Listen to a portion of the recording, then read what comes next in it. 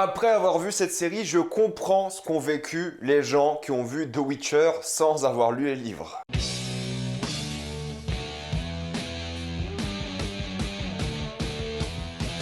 Shadow and Bone, la saga Grisha. Comme d'habitude, jusqu'à la minute indiquée dans le titre de la vidéo, il n'y aura pas de spoilers, ça va être tranquille, après on va tout spoiler. Dans un monde de fantasy, un royaume a été divisé en deux par une sorte de brume maléfique. Le problème est que maintenant, une partie du royaume est sans ravitaillement et il faut trouver un moyen de passer ou de détruire la brume. Shadow and Bone est une série Netflix qui est sortie vendredi dernier, qui est une adaptation d'apparemment deux sagas de livres différentes en même temps, qui sont liées d'après ce que j'ai compris. T'as la saga Shadow and Bone qui est une trilogie, et t'as une saga sur un autre personnage qui elle est une duologie, et ils ont fait un mélange des deux, il me semble, ils ont discuté pour faire que l'histoire s'entremêle. Je n'ai pas lu les livres, comme vous l'avez compris, donc je sais pas trop comment ça fonctionne, je pense que d'autres personnes beaucoup plus qualifiées pourront m'expliquer dans les commentaires, mais s'il y a un conseil que je peux vous donner tout de suite, c'est avant même de regarder la série ou après avoir regardé le premier épisode, prenez la carte qui est disponible sur internet pour vous repérer un peu, parce qu'il m'a fallu quelques épisodes pour comprendre comment le royaume était réellement divisé, pourquoi il y avait un problème de ravitaillement. Il y a plein de personnages qui citent des villes, je n'avais aucune idée de ce que c'était et où elles étaient, donc prenez la carte, regardez parce qu'elle n'est pas très grande, il n'y a pas beaucoup d'éléments dessus et vous allez très vite comprendre ce qui se passe, parce que si vous n'avez pas la carte sous les yeux, vous ne comprenez aucun des enjeux politiques en fait. Si vous comprenez pas la géographie du monde, vous comprenez pas la géopolitique du monde et vous allez être perdu sur pas mal de thématiques. Donc moi, vers le 3e, 4e épisode, j'ai regardé la carte que certains abonnés m'ont partagée sur Twitter, avec quelques petites explications que j'ai trouvé très sympathiques, d'ailleurs merci pour ça. Et c'est peut-être le premier défaut aussi de la série, c'est que au final, si t'as pas la carte sous les yeux, si tu fais pas un peu de recherche, t'es complètement perdu. Comme un peu les gens étaient perdus quand ils avaient regardé The Witcher, c'est ce qu'ils m'ont dit, mais je trouve que The Witcher, il n'y avait pas cet aspect extrêmement politique comme il y a dans cette série. Non pas qu'il y a que la politique, mais ils en parlent beaucoup, et si t'as pas la géographie en tête, bah t'as pas grand chose en tête. Parlons un peu de la série, ce que j'ai beaucoup aimé déjà, c'est que c'est une sorte de monde fantastique qui a l'air de se passer dans une Europe avant la Première Guerre mondiale, dans un univers slave. Voilà, les bâtiments font très slave, voilà, polonais, ukrainien, russe, tout ça. Et vous prenez cet univers après Première Guerre mondiale, pré-révolution russe, parce qu'il y a eu une thématique sur la révolution, j'ai l'impression, dans cette série, et vous y ajoutez de la fantaisie, de la magie, avec une sorte de forme de racisme. Il y a entre guillemets les Européens, si je puis me permettre, c'est pas comme ça qu'ils sont appelés évidemment, mais ils ont tous des noms slaves et des choses comme ça. Et t'as les Grisha, qui sont les magiciens, qui ont des pouvoirs tous différents, l'air, l'eau, le feu, et voilà, d'autres pouvoirs que je vais pas forcément vous spoiler ici, qui sont assez intéressants. Donc déjà, je trouve que l'idée de l'univers est très cool, avec l'esthétique qui est vraiment bien foutue. J'aime beaucoup l'architecture des bâtiments, j'aime beaucoup les décors, ça fait très slave. Voilà, il y a le côté luxurieux slave, et le côté plus pauvre, guerre des slaves aussi. Donc visuellement, je suis très fan de l'univers qu'ils ont bâti. Ils ont mis de l'argent tout de même. Ça se voit que c'est pas une série assez cheap, surtout le premier épisode, tu vois qu'ils ont essayé de prendre le plus de spectateurs possible avec eux dans cette aventure, parce que le premier épisode a vraiment de la gueule, il y a de belles images, il y a vraiment un budget qui a été mis. Le budget diminue par la suite, ça se ressent aussi,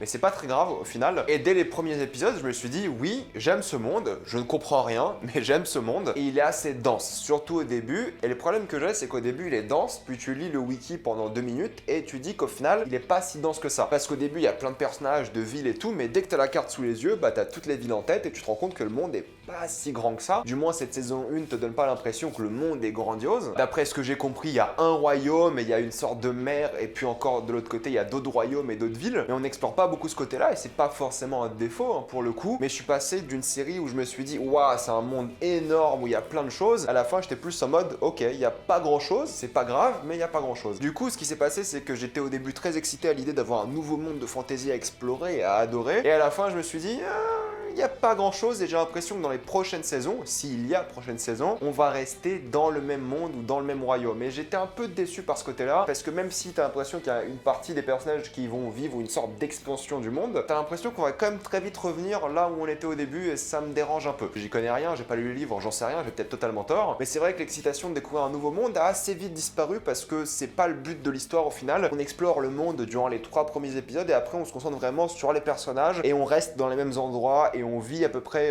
leurs aventures en étant très limité dans l'espace parce que tous nos personnages vivent à peu près aux mêmes endroits. Donc c'est pas comme Game of Thrones où il y en a un peu partout dans le monde, hein. Là tout est ancré au même endroit et j'étais un peu déçu par ce côté-là. C'est pas le plus gros défaut évidemment, j'espère qu'on en verra plus par la suite, mais j'avais envie d'aller encore plus loin. Et en vrai c'est une bonne chose, si j'avais envie de découvrir encore plus de ce monde, c'est que le monde était attrayant, et il l'est. Et puis même la mise en scène, écoutez, c'est pas stupide à droite à gauche, hein, ça reste une série évidemment, mais il y a des belles transitions, il y a une belle composition des cadres, il y a de beaux moments avec des effets spéciaux, il y a quelques scènes qui sont intéressantes d'un point de vue de la symbolique, il y a des beaux plans, voilà, c'est pas fait à l'arrache, ils ont vraiment mis de l'argent, ils ont mis du talent dedans, et ils ont envie de faire une bonne série. Tu ressens l'amour, et ça j'aime beaucoup dans les séries, quand tu vois que ces gens-là, ils font pas ça que pour l'argent, et ils ont vraiment envie de lancer un univers. Et je pense que c'est un univers qui a vraiment beaucoup de potentiel. Il y a des problèmes, et on va en parler maintenant dans cette série, pourquoi j'ai eu du mal avec, mais c'est des problèmes qui peuvent être vite corrigés, et vu la fin de la saison 1, j'ai l'impression qu'ils vont les corriger. J'aime beaucoup la mythologie, il y a des créatures dans ce monde de brume, même si bon, le design n'est pas le plus intéressant, et j'ai l'impression qu'il n'y a qu'un seul type de créature, au moins il y a du potentiel pour étendre la mythologie et d'aller encore plus loin. Et c'est ça qui me donne le plus envie de voir une saison 2. C'est pas forcément les personnages, on va en parler tout de suite, les personnages. Le problème c'est que j'en aime bien quelques-uns, mais je trouve qu'ils ont été très peu développés, la majorité d'entre eux, et ceux qui ont été développés, les acteurs n'ont pas forcément le charisme pour tenir le personnage, et certains sont des clichés ou des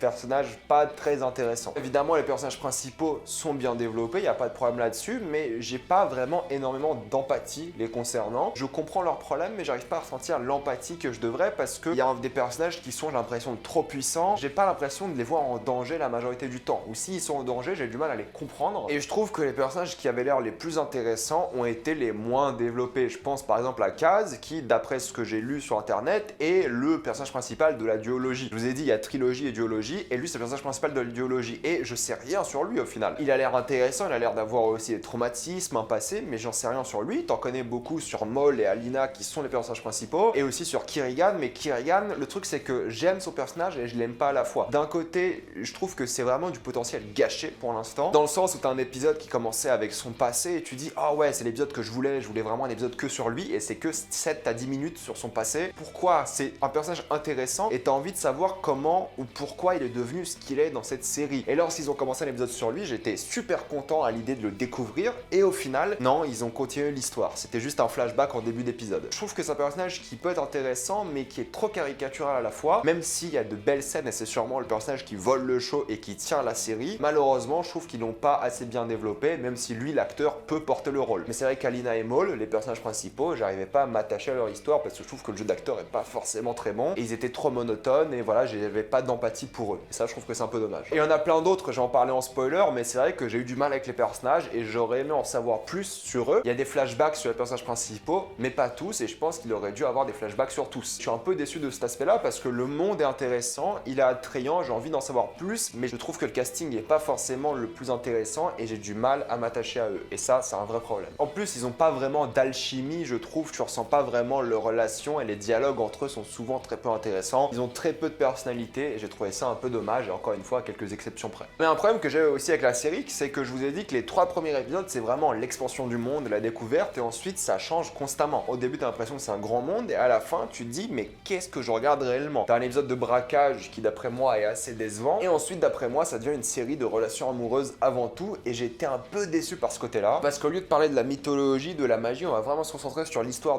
d'amour de tous les personnages, et j'ai trouvé ça très peu intéressant. Même la fin, qui est censée être un gros climax jouissif et super prenant, j'ai trouvé ça assez décevant et anticlimactique. C'est des effets spéciaux, c'est même pas très joli au final, et je ressens pas vraiment l'évolution des personnages, je ressens rien à ce moment-là. La tonalité de la série change tout le temps, et tu sais pas vraiment ce que la série veut être, et elle sait pas non plus, j'ai l'impression. Est-ce que c'est une série d'aventure? Pas vraiment, t'as pas ce côté aventure, t'as pas ce côté passage du temps, t'as pas l'impression qu'il y a des changements géographiques. Est-ce que c'est une série de magie? Est-ce que c'est une série d'amour? Qu'est-ce que tu es, Shadow and Bone? Qu'est-ce que tu es? C'est l'histoire de qui réellement? Parce qu'il y a plein de personnages, vraiment, j'ai eu du mal. J'ai eu du mal à me retrouver dans ce que voulait être la série. Passer de grands moments épiques à des histoires d'amour intimistes, je me suis dit, à la limite, pourquoi pas, mais il faut les personnages qui va avec, et j'étais pas investi dans les personnages. Ils ont teasé tout un épisode qui aura un entraînement du personnage principal, que tu ne vois jamais réellement. Ils teasent plein de choses, et jamais tu les vois, et tout change à chaque fois, et c'est un gros bordel. Et même si la série, pour l'instant, dans cette saison 1, est extrêmement prévisible et assez caricaturale, comme je vous l'ai dit, à la limite, c'est pas très grave si l'univers est cool. Au final, je trouve que ça casse le rythme, et même si si j'ai commencé cette série avec beaucoup d'enthousiasme, à la fin j'étais en mode je veux qu'on passe à autre chose, parlez-moi d'autres événements. Et vu comment ils font un teasing vers la fin, j'ai pas envie qu'on retourne dans ce que j'aimais pas dans cette série. J'ai vraiment envie que pour la saison 2, la série se concentre sur ce qu'elle sait faire de mieux, l'univers, la fantasy, qu'elle développe plus ses personnages avec des flashbacks et d'autres événements, peu importe, pour qu'on puisse vraiment être engagé dans leur aventure et les kiffer à fond. Qu'il n'y ait pas trop de subtilité, à la limite ça me dérange pas, mais j'ai envie de voir le passage du temps si c'est une aventure, j'ai envie d'avoir une belle relation amoureuse avec des personnages que j'aime si c'est une histoire d'amour, si c'est une série de fantasy, j'ai envie de voir la magie, la fantasy, mais là on fait tout à la fois et c'est un peu le bordel. Et il parle de racisme avec des chasseurs, il y a une idée de la révolution, mais ça aussi c'est très peu développé, mais j'ai l'impression que ça sera pour les prochaines saisons. Donc ça me dérange pas trop à la limite. Moi ce qui me dérange encore une fois, c'est les personnages. Pour conclure, j'ai bien aimé cette série. Écoutez, j'ai passé un bon moment devant, même si le rythme n'était pas parfait et certains épisodes me donnaient juste envie de voir la suite, j'ai passé un bon moment devant. J'ai aimé l'univers, j'ai aimé quelques idées concernant les personnages, j'ai aimé certaines choses, voilà, concernant le monde et la géographie et les choses comme ça. La politique m'intéressait, même si les thématiques d'après moi n'étaient pas assez développées comme le racisme. J'espère qu'ils vont en parler encore plus par la suite. La fin me pose problème, comme je vous l'ai dit. J'espère qu'ils vont pas aller dans la direction qu'ils sont en train de montrer à la fin. Je pense qu'ils sont allés trop dans le conte de jeunes adultes vers la fin au lieu de garder le côté sérieux tout le long. Mais si vous avez rien à faire, je pense que c'est un divertissement sympathique, mais ne vous attendez pas à voir une grande série. En tout cas, moi qui n'ai pas lu les livres, j'étais pas complètement à 100% dans la série, mais je suis quand même curieux de voir la saison 2 s'ils vont dans une direction qui a l'air intéressante. Avant de spoiler, pensez à vous abonner à la chaîne pour plus de vidéos, mettez un j'aime et partagez cette vidéo, ça aide beaucoup la chaîne. Si vous aimez la chaîne, pensez à la soutenir en devenant membre soutien sur YouTube ou en faisant un petit don sur Utip. Suivez-moi sur Instagram et sur Twitter pour plus de critiques et on spoil.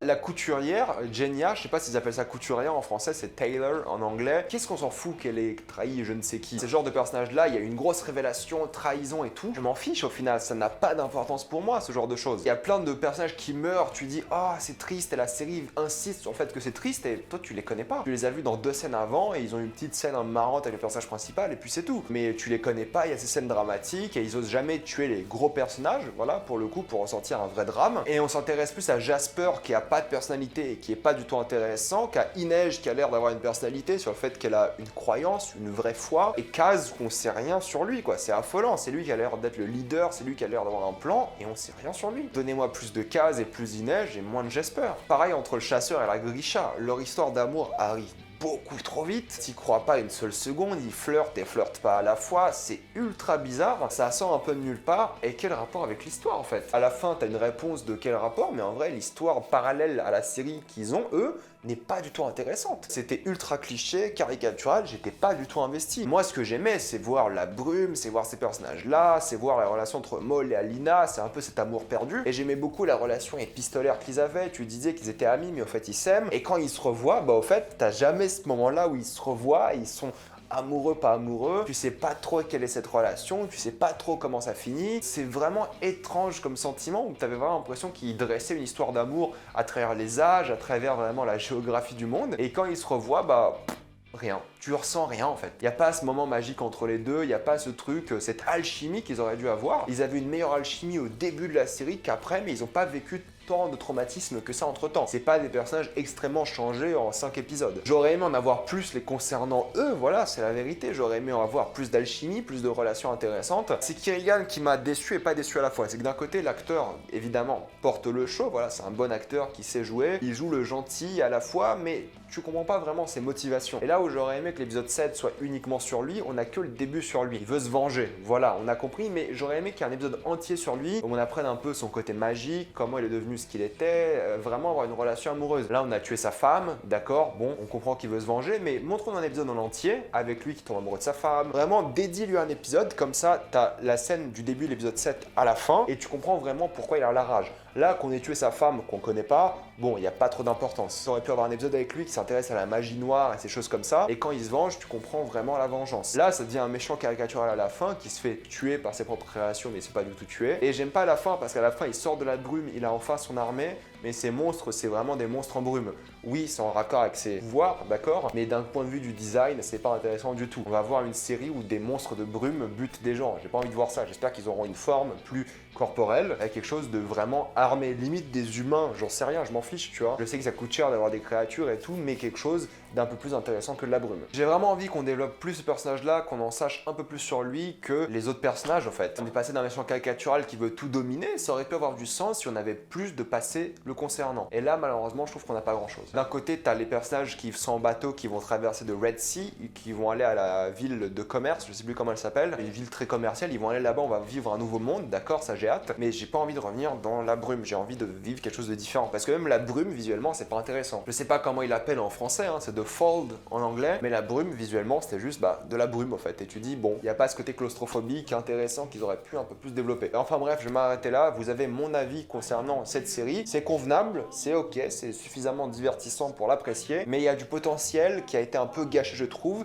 même si j'ai envie de voir la suite. Mettez-moi dans les commentaires ce que vous en pensez, avez-vous hâte de voir la suite ou pas du tout, tout ça dans les commentaires. Comme d'habitude, pensez à vous abonner à la chaîne pour plus de vidéos, mettez un j'aime et partagez cette vidéo, ça aide beaucoup la chaîne. Si vous aimez la chaîne, pensez à la soutenir sur YouTube en devenant membre de soutien ou en faisant un petit don sur Utip. Suivez-moi sur Instagram et sur Twitter pour des critiques exclusives, et moi je vous dis à la prochaine fois, salut à tous.